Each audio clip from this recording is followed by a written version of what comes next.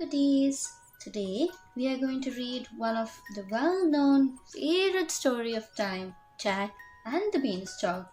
Read along and enjoy the stories, my dear goodies. Jack was the only son of a poor widow.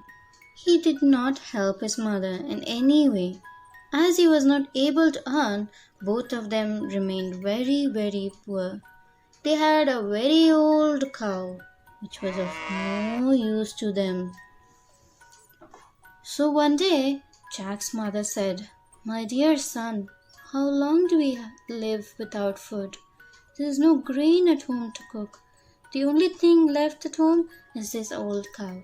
Go sell this cow in the market and get some grain to cook." So Jack took the cow to the market to sell it so that he can have some money. The market was quite far away. Jack became bored and thought of the things he could do after selling the cow for a better price. He thought, "I will sell this cow in the cattle market and I'll get a good amount. Half of it I'll give it to my mother to get some grain and cook, and with the other half I will start my own business." Jack met a funny little man on his way. The little man had a big head and a tiny body. He said that he would buy Jack's cow. He was holding a small drawstring bag and said to Jack, "Give me your cow. Don't worry, you'll become a rich man." Jack was surprised and confused when he saw inside the little man's bag.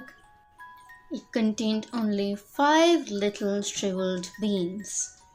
At first, Jack did not believe him because he looked funny and dressed differently. The little man said, "I want to help you.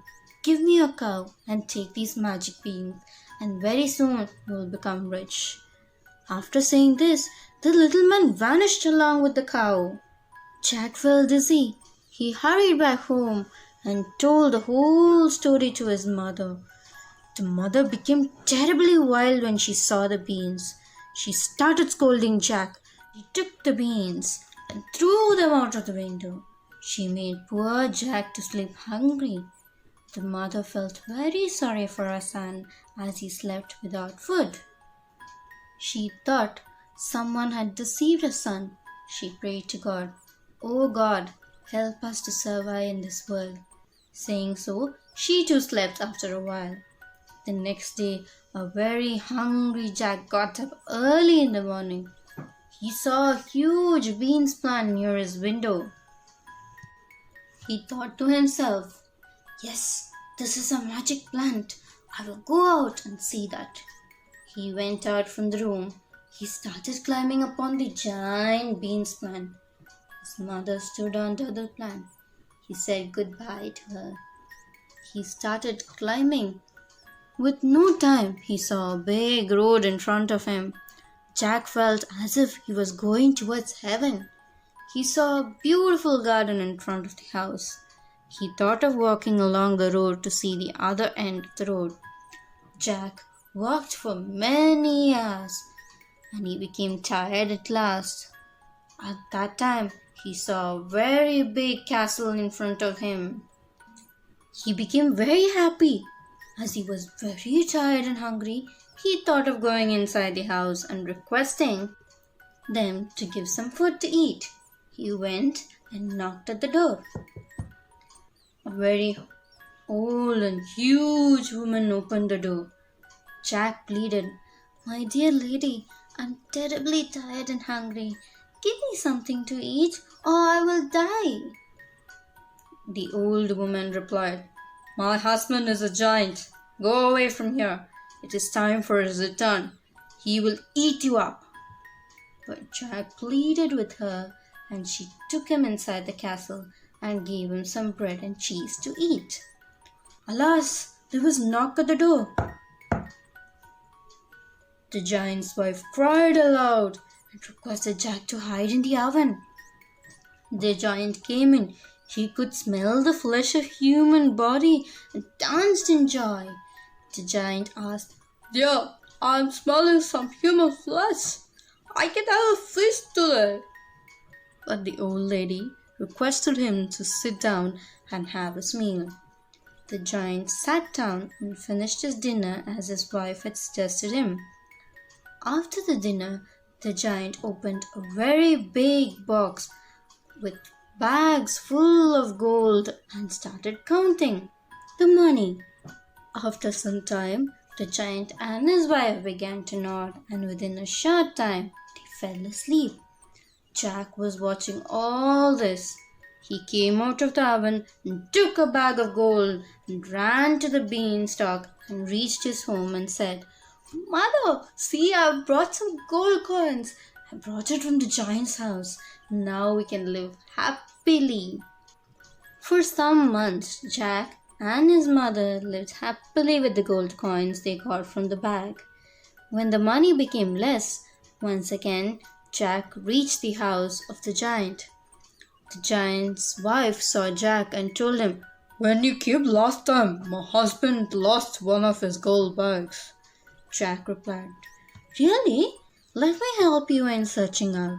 As you both are giants, you cannot reach every nook and corner. I'm too small. I can reach every corner of your house and can find out your gold bag easily." The old foolish woman agreed and took him inside the castle and even gave him some food to eat. Jack waited for the chance to steal some more gold from the giant's house. The giant returned home. This time also he smelled human flesh in the house and shouted, "Ha ha ha! I smell human flesh. Tonight is a feast for me. I will grind him and eat him." But his wife made him sit and eat the dinner. After dinner, the giant took out a white hen from the bag and kept it on the table. He started pleading with the hen, "My dear hen, lay a golden egg for me." In no time, the hen laid a beautiful golden egg. After some time, Giant went to sleep. Jack came out of the oven, took the hen in his hand, and climbed down the beanstalk and reached home. Jack and his mother became rich with the help of the golden hen. One day, early in the morning, Jack's mother couldn't find him in his bed. Jack had climbed up the beanstalk secretly and entered into the castle of the giant without taking the permission of the giant's wife. Jack hid himself in the washtub instead of the oven. After some time, the giant entered the castle. He smelt the human flesh and started dancing. His wife told him, "If you smell the human flesh and blood, it will be that bad boy who had stolen your bag of gold and hen. Search for him in the oven." The giant jumped onto the door of the oven, but Jack was not there. The giant and his wife searched Jack everywhere, but they could not find him. Now, the giant's wife requested the giant to take out his harp and play sweet music. The giant started obeying. After some time, both of them fell asleep. Now Jack came out of the washtub and took the harp from the hands of the giant and ran out of the castle. He started climbing down the beanstalk. On the way, suddenly the harp started shouting, "My dear master, I'm being stolen! Save me!" The giant woke up and started following Jack. By this time, Jack had reached his home. He took out an axe and cut away the stem of the beanstalk. The giant was on his way down. He fell down crashing onto the ground and he broke his body.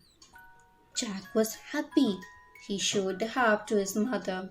With the help of the hen laying golden eggs, Jack and his mother lived their lives happily without any problem for quite a long time. The end.